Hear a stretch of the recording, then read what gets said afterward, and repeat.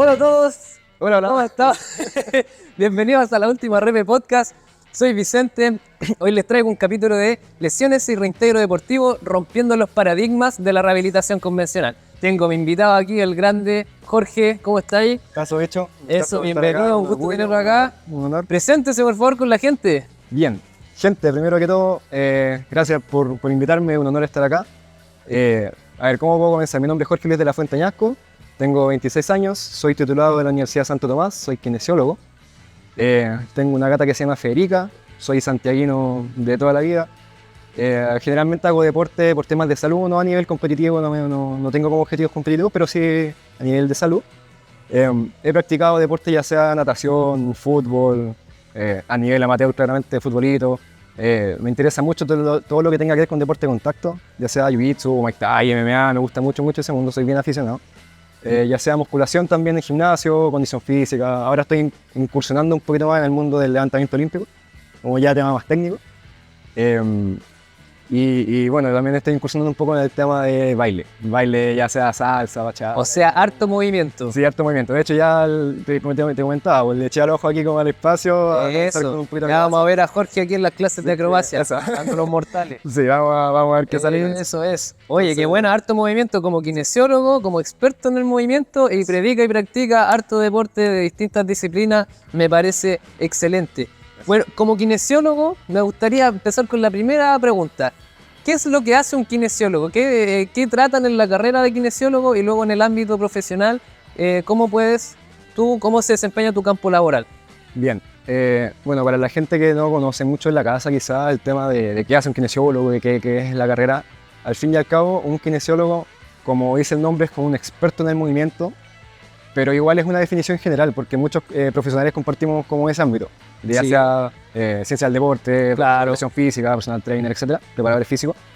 Pero la kinesiología está más abocada a la rehabilitación, por lo menos en el área que estamos ahora hablando, en el área deportiva, traumatológica, rehabilitación de lesiones, de dolores, guiarte como al fin y al cabo en el proceso que conlleva pasar por una lesión, digamos, un dolor, algún evento traumático que tuviste o algo por el estilo.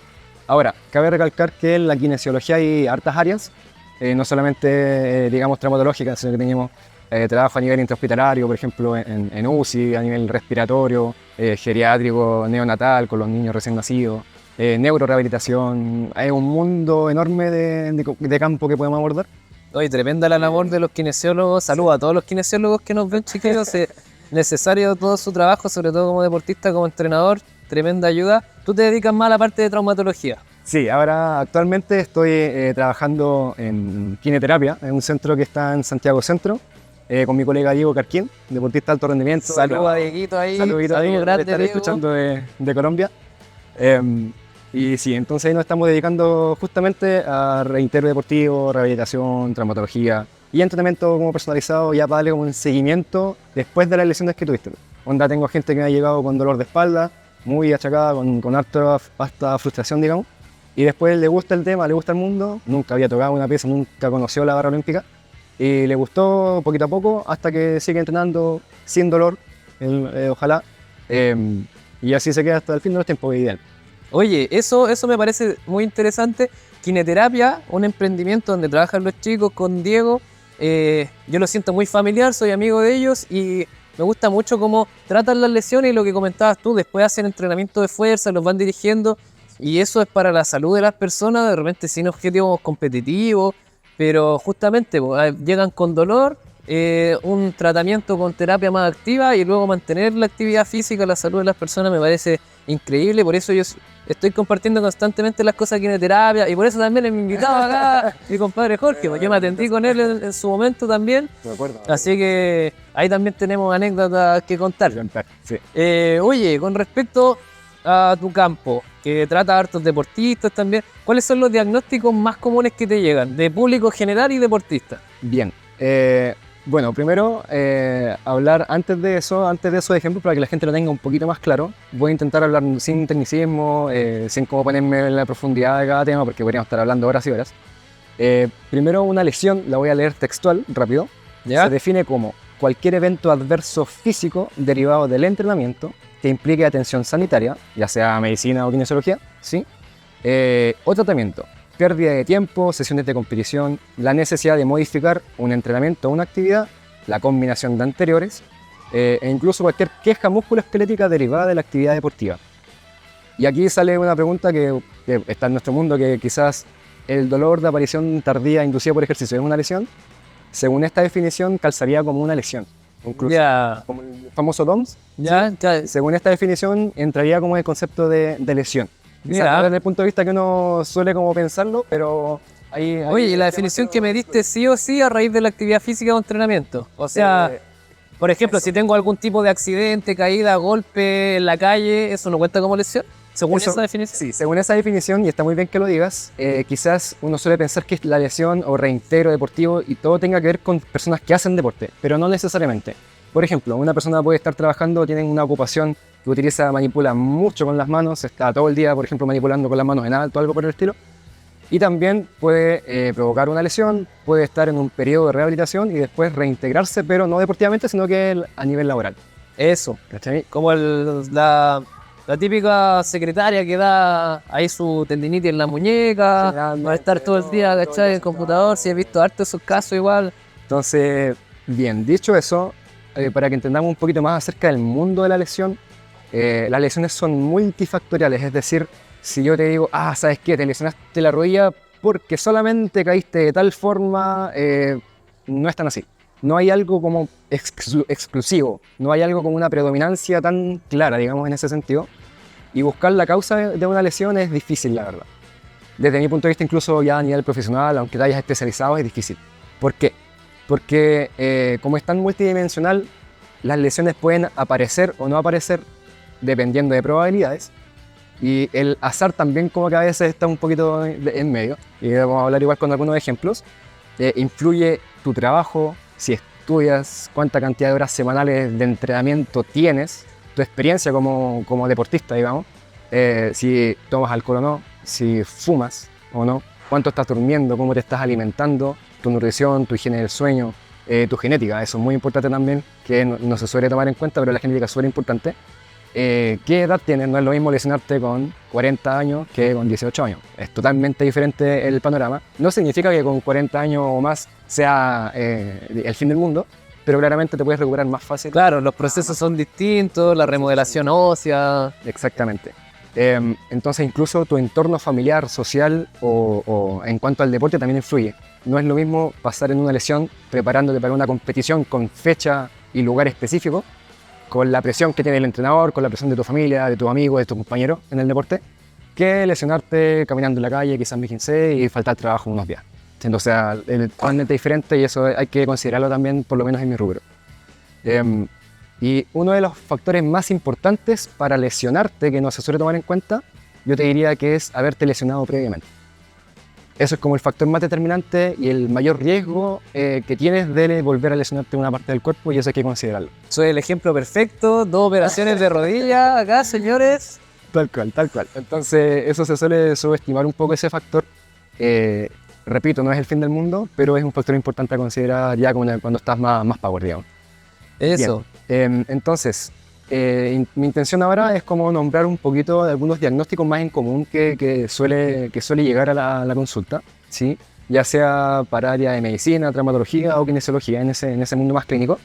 No es para que la gente se asuste con los nombres ni tal, ni todo ese tipo de cosas, pero para que conozcan un poco acerca de lo más común que nos llega. Eso, dame tu top de lesiones y después yo te doy mi top de lesiones de lo que más me toca. Ya. Primero, generalmente el 50%, digamos, de trastornos musculoesqueléticos generalmente se va a las tendinopatías, por ejemplo. Y las tendinopatías, vamos a ahondar un poquito más adelante acerca de eso, que es bastante interesante. Las tendinopatías pueden terminar o no en ruptura, ¿sí? No necesariamente. Por ejemplo, tendinopatía de manguito rotador, tendinopatía en tendón de Aquiles y tendinopatía patelar, por ejemplo, en la rodilla. Generalmente hombro, rodilla y Aquiles son los tendones que generalmente se ven más afectados y recurrentemente llegan más a la consulta. Ya. Ahora, generalmente, para que la gente tenga en cuenta, por ejemplo, una tendinopatía de manguito rotador, o que te digan que tienes el tendón supraespinoso como más débil o parcialmente cortado o algo por el estilo, debemos imaginarnos no como una cuerda que está a punto de cortarse, digamos que tiene como un filamento a punto, que se lo cortáis y Claro. se embarra todo. No, sino que intentemos imaginar la tendinomatía del manguito rotador como cuando tienes un calcetín con una papa. En Ya, el tobillo, ya, ¿sí? un calcetín con Un papa. calcetín con papa, literalmente, ya sea en el dedo o en el tobillo, ¿sí?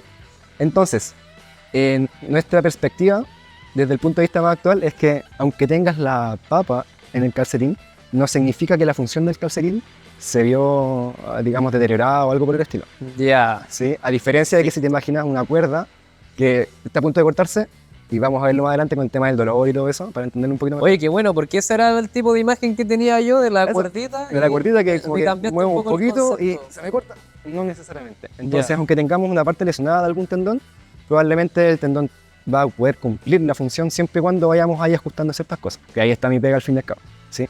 Bien, entonces tendinopatías primero y lo otro el tema del lumbago también. El lumbago, sí, me da risa porque generalmente cuando me llegan pacientes me dicen, no, es que tengo un lumbago. Ah, entonces solamente te dijeron que tenías dolor de espalda. Sí, y está Claro, bien. es un El dolor de espalda, no es nada dolor más que de eso. espalda. Y está bien porque al final el dolor de columna baja, digamos, para que la gente tenga la noción en la casa, generalmente es inespecífico. Es decir, buscar una causa específica a la fuente estructural que está provocando tu dolor, que está gatillando tu dolor, la verdad que es difícil. Ya sea desde el punto de vista de imagen o ya sea desde el punto de vista clínico. ¿Sí? Entonces, esos son como los dos primeros, que voy a intentar ahondar un poquito más adelante, pero voy a nombrar algunos otros que no suelen ser tan recurrentes, pero están inmersos en el mundo del deporte, ¿sí?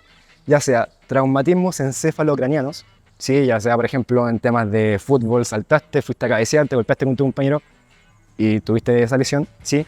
Esguince generalmente en tobillo, en muñeca, en los dedos, en la rodilla, ¿cachai? Ya sea 15 ligamentos Rodilla. que están fuera de la articulación, por ejemplo, ligamento colateral medial, lateral, etcétera, como que están dentro de una articulación, cruzada o interna. Ese es el mío. Ah, cruzado. El club cruzado.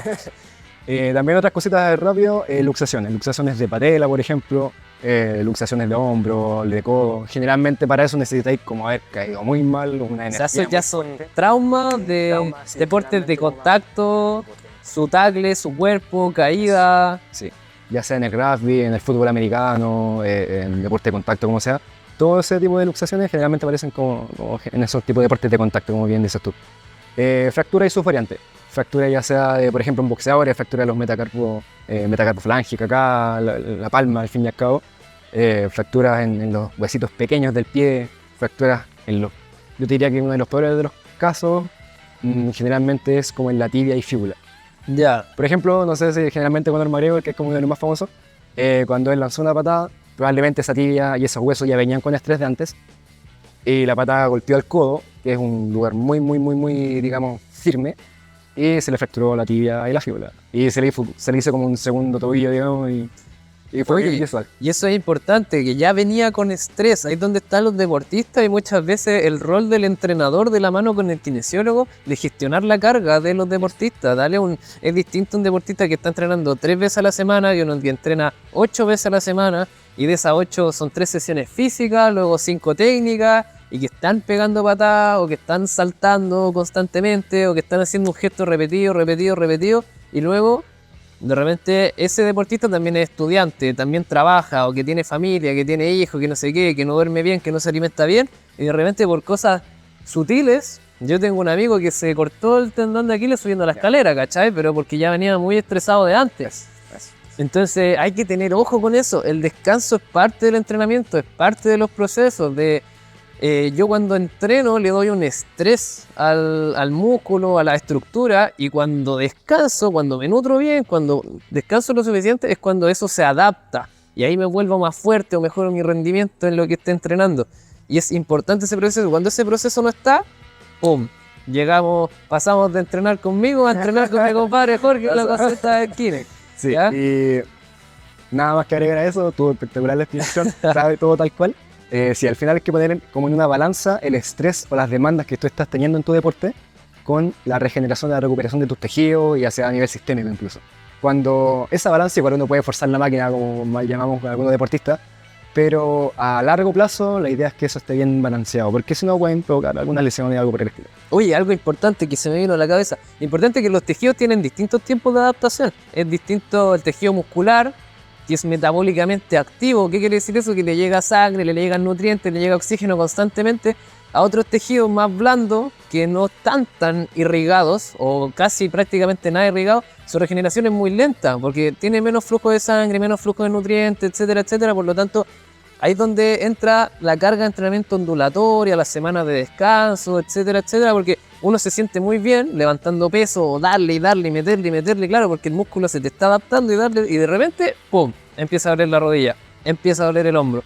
Ah, pero ¿por qué si venía tan bien? Claro, tu tejido muscular a lo mejor se adaptó, tu tejido nervioso se adaptó, pero tus tejidos blandos ahí de repente no se adaptaron al mismo tiempo y sufrieron esa consecuencia que puede ser una distinta lesión, como dijimos, multifactorial.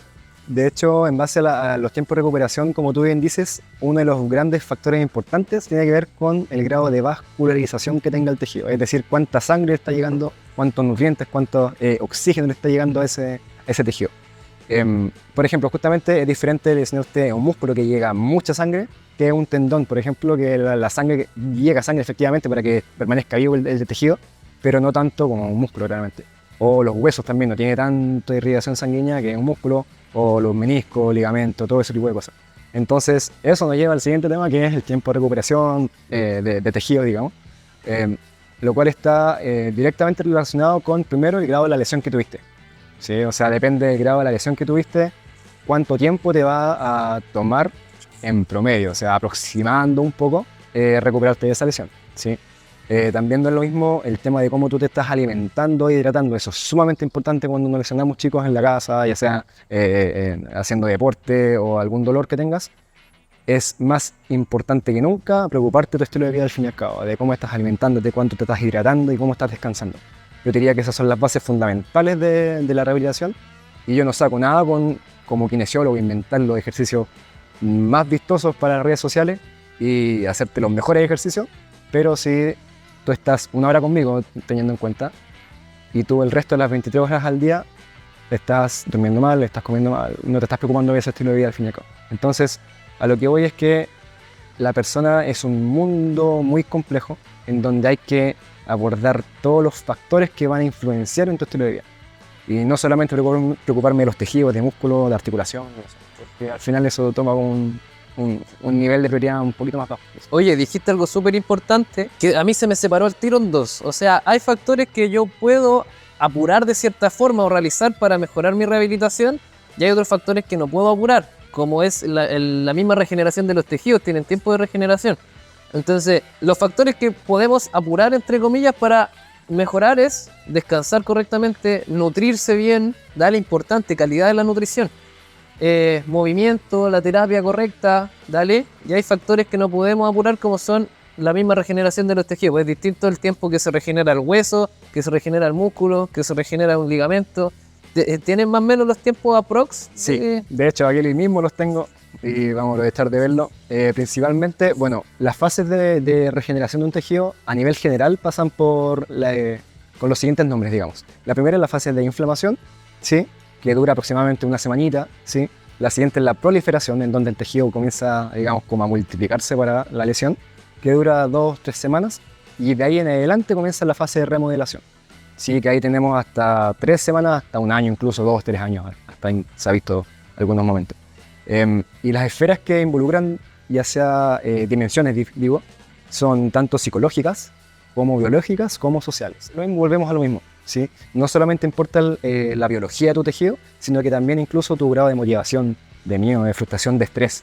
Cuando pasas por temas de estrés y demasiada frustración, tus ciclos hormonales, tu ciclo de sueño también cambia, y todo eso al fin y al cabo va a repercutir en tu recuperación. Y eso nos lleva a otro tema también que vamos a intentar ahondar, de por qué el reposo absoluto no es lo mejor indicado, digamos, lo más recomendado cuando pasas en un proceso de lesión, por ejemplo, que es tu caso. Y aquí es donde estamos rompiendo los paradigmas de la recuperación tradicional, de la rehabilitación tradicional. Yo siempre pongo ahí, rest is not rehab. O sea, el reposo absoluto no es rehabilitación.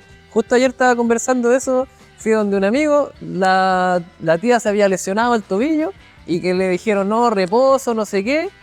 Estuvo con el reposo y después se paró a hacer su vida normal, no sé, cocinar, etcétera, y le volvió el dolor al tiro. Y le dije, ¿pero usted hace ejercicio, no? No, me dijeron que descansara, que inmovilizara, no sé qué. Y ahí, ya, pero haga ejercicio con la banda elástica, tal y tal, pa. Y ahí cuando vuelva a caminar va a estar más fuerte, ¿cierto? A ver, explícanos un poco del lado de la kinesiología. Tal cual, eso es un caso muy, muy común, un ejemplo muy, muy común que suele ocurrir. Y al fin y al cabo, ese tipo de personas no tienen la culpa porque no debiesen saber. No tienen la culpa de no saber porque no les compete. Y esa es la responsabilidad de los profesionales de la salud, que nuestro lenguaje y nuestra como responsabilidad de actualizarnos constantemente es lo que va a hacer la diferencia. Lo importante, yo diría, como profesional de la salud es lo primero, no hacer daño. Y si tú a alguien le indicas reposo absoluto, le estás provocando un daño enorme.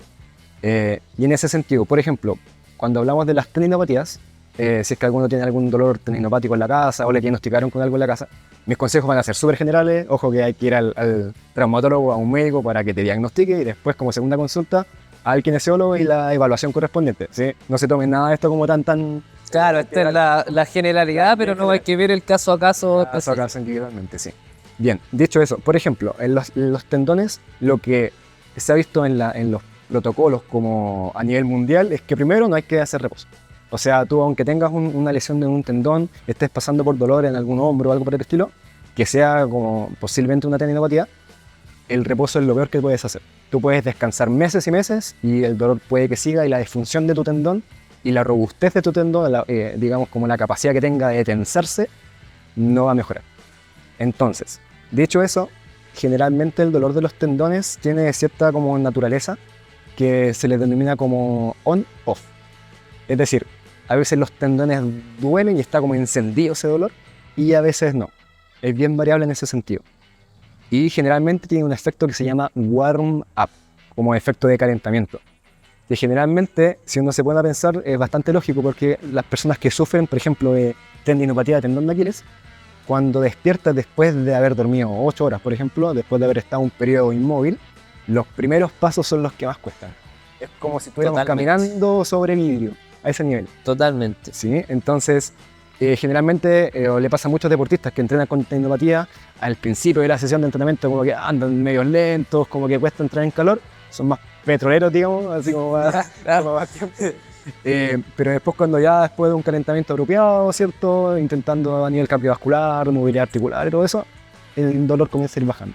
Esas como algunas características importantes para tener en mente ahí. Oye, sin ir más lejos, yo al menos no tengo, el tendón está ok, tengo varias otras cosas acá en la rodilla, pero sí los primeros pasos en la mañana son los que más me cuestan.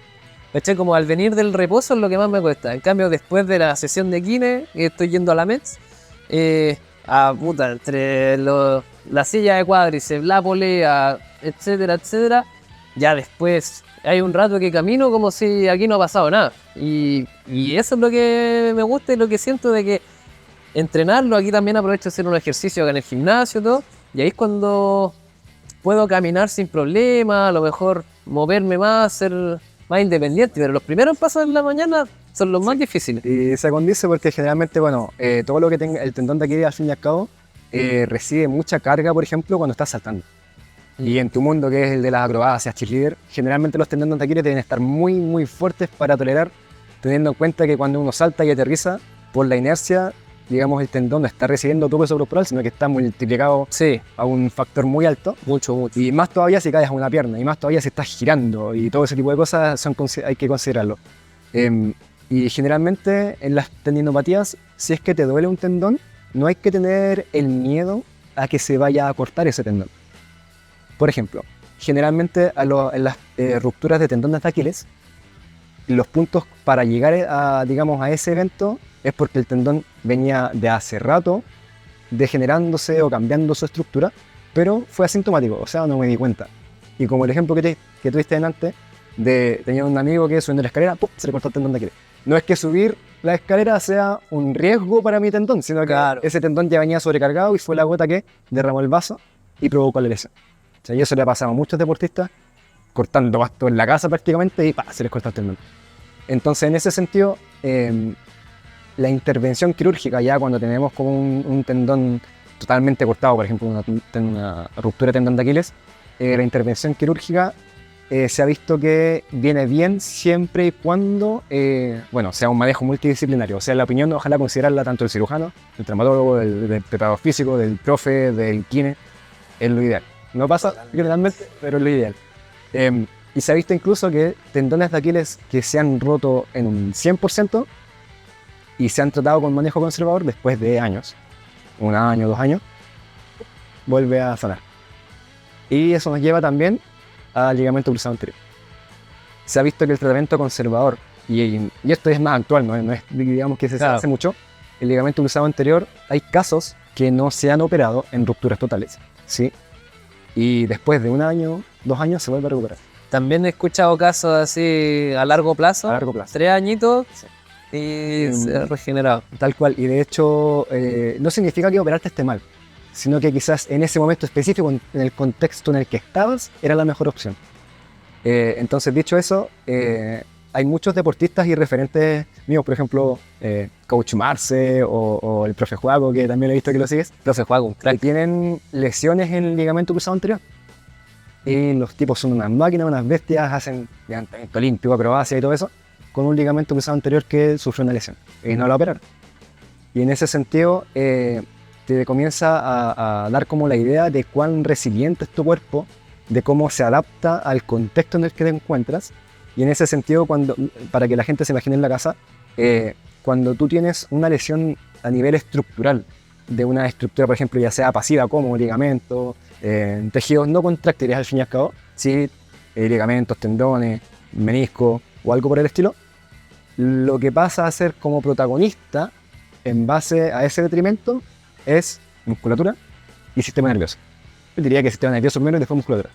Exacto. ¿Sí? Es decir, los componentes activos que tú tienes en tu cuerpo van a proteger tus componentes pasivos. Y de esa forma, por lo mismo, hay que darle tanta caña al entrenamiento, al ejercicio físico y no tanto al reposo absoluto. Súper, y eso también es algo que siento que tiene la terapia actual, que es mucho más activa por lo mismo, no tanto pasivo, no tanto operación, no tanto ultrasonido, que TENS, que acá. ¿Por qué? Porque hay una parte pasiva que afirma tu articulación y una parte activa, mecanismos pasivos y activos. Y los pasivos es el que se suele dañar ligamento, tendón, otra estructura que es lo que menciona Jorge recién. Entonces esa estabilidad pasiva bajó, por lo tanto yo lo que puedo hacer es aumentar la estabilidad activa. ¿Y cómo lo hago? Entrenamiento, dar ejercicios específicos, terapia activa, control del sistema nervioso sobre la musculatura, control neuromuscular, fortalecer esa misma musculatura, la capacidad que tiene de ejercer fuerza. Y eso es lo que te va afirmando de cierta forma. O sea, es distinto una ruptura del ligamento cruzado anterior en un deportista que tiene grandes niveles de masa muscular, de control, de fuerza, a una ruptura en alguien que está sedentario, que quizá porque se cayó, etc. ¿Cómo se va a recuperar? ¿Cómo va a ser el post? 1 mes después, 2 meses después sin operar. A lo mejor esa persona que fue sedentaria no tenía esa fuerza, esa estabilidad y siente una inestabilidad en la rodilla que el deportista quizás no siente. ¿Vale? Entonces, muy importante el tema de hecho, de la terapia activa. Me viene a la mente otra idea también que es muy importante que la gente considere, es que los riesgos de lesión al fin y al cabo no se pueden reducir a un 100%. Hay maneras de intentar jugar con eso, pero si alguien te vende, no, con mi programa te voy a mantener 100% libre de lesiones por toda tu vida, eso no es tan verdad. Jamás. De ese punto. Entonces, primero, hay que tomar en cuenta que las lesiones son parte de la vida del deportista y las lesiones son parte de la vida de una persona común y corriente. O sea, no hay que tenerle tanto miedo a una lesión porque es parte del proceso. Y si lo tomas desde ese punto de vista, hay que, más que intentar reducir el riesgo de lesión, hay que prepararse en caso de que nos lesionemos. ¿Esto es de sí o no o elegir uno? Dale. Ya. ¿Terapia pasiva o activa? Activa todo el rato. ¿Movimiento o reposo? Movimiento. Elige un deporte olímpico, cualquiera. Levantamiento olímpico, halterofilia. Me gusta también ese. Yo hubiera elegido el mismo. A ver, ¿qué deporte o actividad física a nivel amateur recomendarías para el público en general? Está difícil. El pádel está tomando harto power. pero yo recomendaría en general tener una preparación previa con los profesionales que sean necesarios, y quizás los deportes de contacto dejarlos para cuando ya estén más preparados. Quizás los deportes colectivos dejarlos para un poquito después, porque implican muchas cosas. Quizás deportes más individuales, Respuesta rápida. ya sea tenis o ya sea ping-pong, o empezar a moverte ciclismo, natación, todo ese tipo de como deportes más individuales, digamos. En mi caso yo recomendaría variantes, adaptación obviamente del powerlifting o halterofilia. Mientras no haya algo físicamente que te limite, Eso. la halterofilia es maravillosa. Me encanta. Pero muy técnico. Última, sí, por eso, pero aprender ahí, aprender siempre es bueno. Años y años. Última, la más importante. ¿Tangananica o tanganana? Están ganando, yo creo. Yo soy Club Tangananica. Bien, muy bien chicos, este fue el podcast de hoy. Muchas gracias Bien. por verlo, gracias Jorge por asistir, Gracias por la traer aquí harta información. Espero que les haya servido. Recuerden darle like, compartir, comentar qué tema quieres que sea el próximo, compartirlo con tus amigos, dale que les llegue esta información y nos estamos viendo en un siguiente Saludos a mi capítulo. gente, saludos a mi gente de Quinoterapia, a las KR, a toda la gente que va y de salsa, a todos mis chicos ahí en la comunidad de Quinoterapia. Saludos chicos. Eso, adiós.